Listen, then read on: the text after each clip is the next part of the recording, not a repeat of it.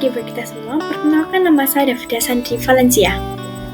Dan hari ini saya akan membawakan sebuah khotbah yang berjudul Siapakah Dia? Sebelumnya mari kita berdoa terlebih dahulu. Allah Bapa kami berdoa dalam surga mulia.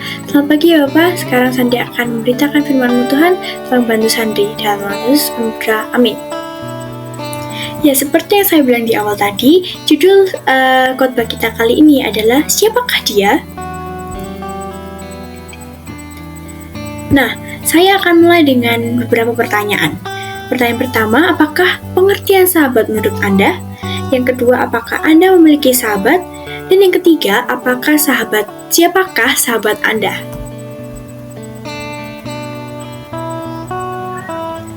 Pengertian sahabat menurut KBBI. Pengertian sahabat menurut KBBI adalah hubungan teman yang dijalani selama bertahun-tahun atau dekat. Sahabat karib adalah sahabat yang sangat erat, baik teman yang akrab, dia adalah karib. Kental adalah sahabat karib. Kemudian, saya juga mengambil pengertian sahabat menurut Alkitab. Pengertian sahabat menurut Alkitab yaitu kesetiaan atau setia kawan, dengan kata lain solidaritas. Dalam Amsal 17 ayat 17 mengatakan bahwa seorang sahabat bukan hanya menjadi seorang teman, tetapi dia juga menaruh kasih setiap waktu dan menjadi saudara dalam kesukaran. Nah, pertanyaan selanjutnya adalah, siapakah sahabat kita sebenarnya? Kembali ditekankan dalam Amsal 17 ayat 17 mengatakan tentang seorang sahabat yang menaruh kasih setiap waktu dan menjadi seorang saudara dalam kesukaran. Siapakah orang yang dimaksud sebagai sahabat kita?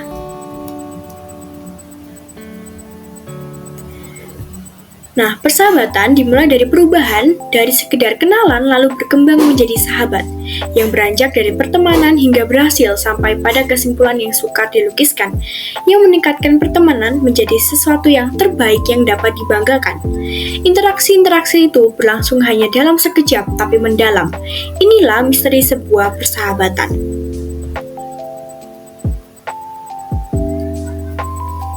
Nah, jawaban dari pertanyaan tadi adalah sahabat kita adalah Yesus.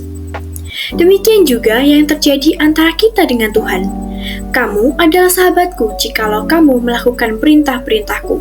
Demikian kata Yesus menyebut kita dalam Yohanes 15 ayat 14. Ada perjanjian dalam persahabatan dengan Allah, perjanjian yang tidak mengikat dan tidak memaksa.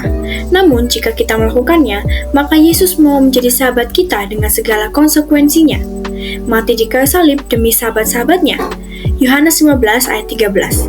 Melalui kesetiaannya, mengikuti perintahnya, Yesus hendak melihat apakah kita bersedia menerimanya lebih dari sekedar kenal Tuhan, menjadi sahabat bagi Dia, dan terlibat secara penuh dalam pekerjaannya bagi sesama, dan juga menjadi sahabat bagi semua orang sampai akhir. Di sini, kita bisa melihat bahwa kriteria sahabat menurut Alkitab adalah seperti Tuhan Yesus. Terkadang, sahabat yang kita miliki di dunia ini adalah sahabat yang belum tentu memenuhi kriteria di Alkitab. Mereka bisa saja mempengaruhi kita untuk ke pergaulan yang lebih buruk, tetapi ketika kita bersahabat dengan Tuhan, itu jauh berbeda dengan ketika kita bersahabat dengan manusia atau sahabat di dunia ini.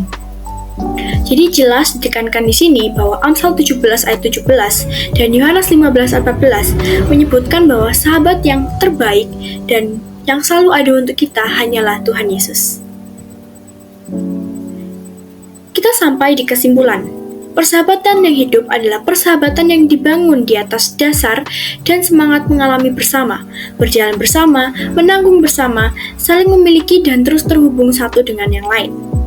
Allah menunjukkan dirinya sebagai sahabat yang baik bagi kita. Dia hadir untuk mengalami bersama setiap peristiwa dalam kehidupan kita.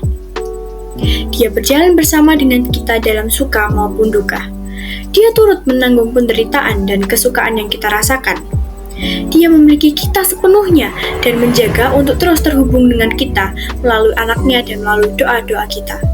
Nah, disimpulkan di sini bahwa Tuhan Yesus adalah sahabat yang terbaik bagi kita. Dia rela menanggung semua kesalahan kita. Dia rela mati di kayu salib untuk kita dan demi kita. Maka dari itu, seorang sahabat adalah seorang sahabat yang mencerminkan sifat seperti Tuhan Yesus.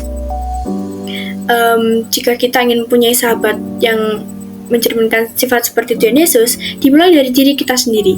Kita harus bisa meneladani sikap Tuhan Yesus dan menjadi sahabat bagi semua orang.